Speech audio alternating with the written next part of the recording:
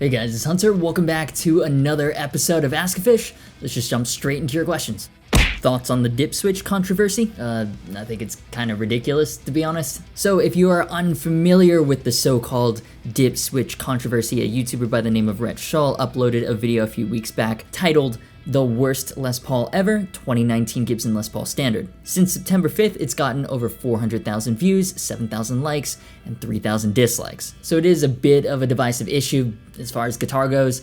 So what's the big deal? Basically, the new Les Paul Standard is advertised as having over 500 different tonal combinations. That is an excessive number. Each one of the control pods is push-pull, you've got the standard three-way pickup selector, and then you also have the dip switch in the control cavity that has 5 functions. I'm not totally clear on what all of them do yet, but you can do things like choose whether you want each pickup to be split or tapped, really detailed stuff like that. And that's the start of the problem. As a user, the new Les Paul Standard is really confusing. It'll take a long time to get fully familiar with all the functionality. And it's expensive. The MSRP is $3,400, I think. Side note, the price is probably why I won't be able to get one for the channel. I don't work with Gibson directly yet. For demos I collaborate with Sam Ash on, I pay a deposit. So it's my responsibility if anything happens to the guitar, and that is an expensive deposit. Kinda good, I guess. I wasn't really looking forward to learning how the dang thing works for all the tone samples.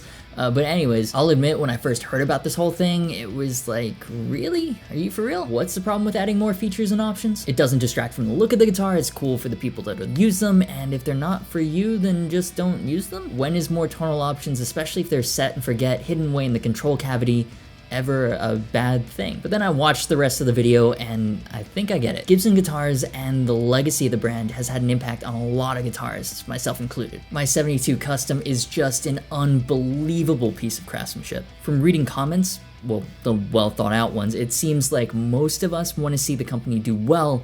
We just all have our own opinions on how they should go about doing that. And when the company makes a move that we don't agree with, we get very passionate about it. Gibson is kind of in a sticky situation because no matter what they do, there's gonna be a passionate reaction to it. The dip switch controversy isn't actually about dip switches. It's about how the newest Les Paul Standard is still priced way out of the average player's reach, is now unnecessarily complicated, and how it indicates where Gibson products are going post Chapter 11, which is kind of in the same trajectory they've been on for some time. In a lot of players' minds, that involves pushing the envelope where it's not asking to be pushed, and higher price tags on classic staples instead of more affordable, player-focused offerings. Even the B2 line, which I thought was gonna retail at $9.99 or maybe $10.99, ended up being $13.99. Not outrageous for American-made guitars, but also not quite what I was hoping. It is important to remember that while the company continually makes some decisions that make it seem disconnected from the community, Gibson's guitar division is still quite profitable. It's the non-guitar related businesses that dragged it down. So here's my take on the new Les Paul Standard. Tonal diversity is something that modern guitarists are demanding more and more out of guitars.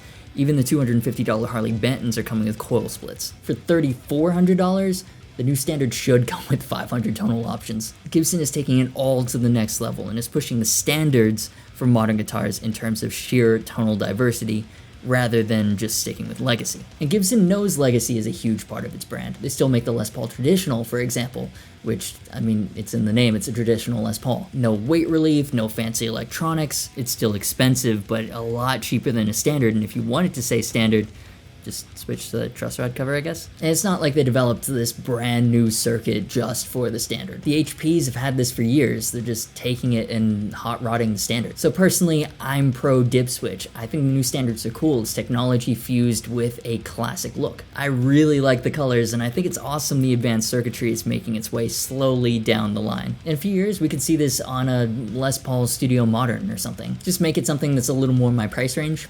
Please, Gibson. But yeah, where do you stand on this? Pro dip switch, anti dip switch? Do you even think the Standard is the best indication of where Gibson is heading? Or does the rest of the lineup, like the fact that there are more tributes than there have been in a long time, suggest something different to you? Poll in the top right and let me know what you think in the comments. Thoughts on Slash's Brazilian Dream? That sounds really weird out of context. Well, if you thought the 2019 Standard had a high price tag, the Gibson Custom Shop has just announced a new Slash signature model nicknamed Brazilian Dream. Now up front, this is a guitar that is going to be far too expensive for most of us to ever afford, but it's still a cool looking instrument, and while researching it, I did learn a couple things, so I'm going to talk about it. Spec-wise, we're looking at a very traditional Les Paul. It's based off of a 58 Standard, Slash's favorite. Lightweight mahogany body, 2-piece maple top, long tenon mahogany neck with a 58C profile, 22 medium frets. It's a historic reissue down to the 50s tubeless truss rod. There's also additional aged details, yellowed tuning keys, and aged hardware. Internals wise, we've got CTS pots, a Switchcraft toggle switch, Bumblebee capacitors, and Alnico 3 custom buckers. You don't really see Alnico 3 bass pickups that much. That's cool. Now the reason it's named Brazilian Dream is because the fingerboard is made of Brazilian rosewood. Brazilian is apparently considered the holy grail of rosewoods. It's found on a ton of the best and most expensive vintage instruments. Old Gibsons, old Fenders, old Martins, and it's renowned as a tone wood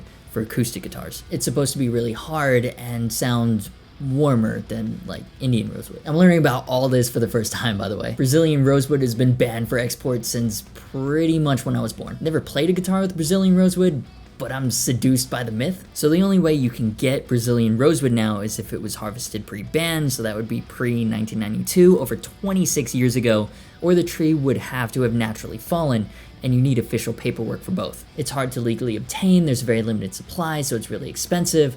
That's why this is only a custom shop model, and also why the price tag is $13,000. Yeah, so obviously won't be a demo, probably will never ever get to play one in real life.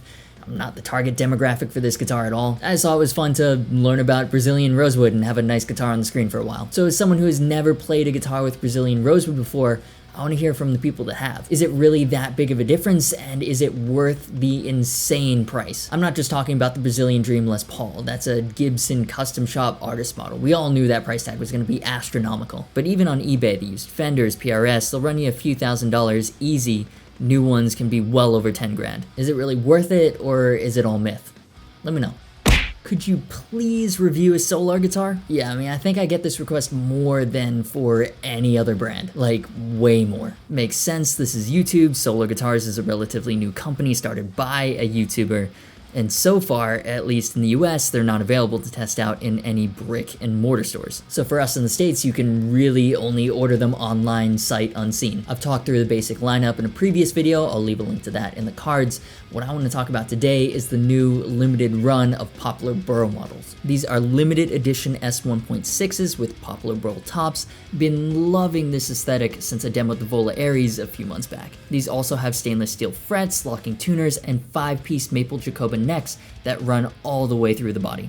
There's 4 colors, Solar Burst and Blue Burst Matte cost €9.99 each, and have Hipshot hardtails, while Lime Burst and Poplar Burst cost €11.99 and have Evertunes. I love these finishes, the Poplar Burst especially. And quick update, apparently so does the internet, because pre-orders for that color are already sold out. Personal side note, I love seeing this. You have like all the beauty gurus with their own makeup lines and stuff, and now we've got guitar YouTubers like Ola England with their own guitar brands. I think that's amazing. Social media opens up possibilities that just would not have been there 10 years ago. And I think that's really, really cool.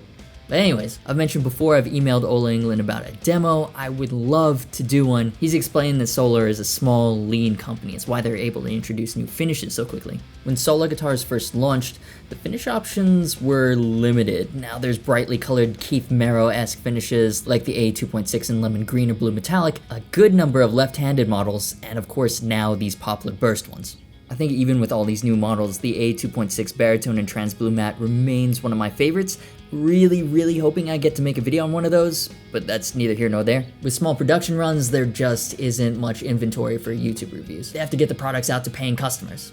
So this got me thinking. Ideally, what I'd love to do is build the Patreon up to a point where I don't have to wait on manufacturers. It would be sick to have the patrons collectively choose a guitar every month from any brand, Solar, Diamond, Slick, whatever. I'd buy anonymously like any normal customer would, review it in that condition, then give it away. Kind of like a raffle system for patrons. What do you think of that idea? A few bucks a month to support the channel, have stuff on here that you want to see but I haven't been able to get, and potentially win a nice new guitar? Is that something you'd be interested in participating in? Because it only really works if enough people participate.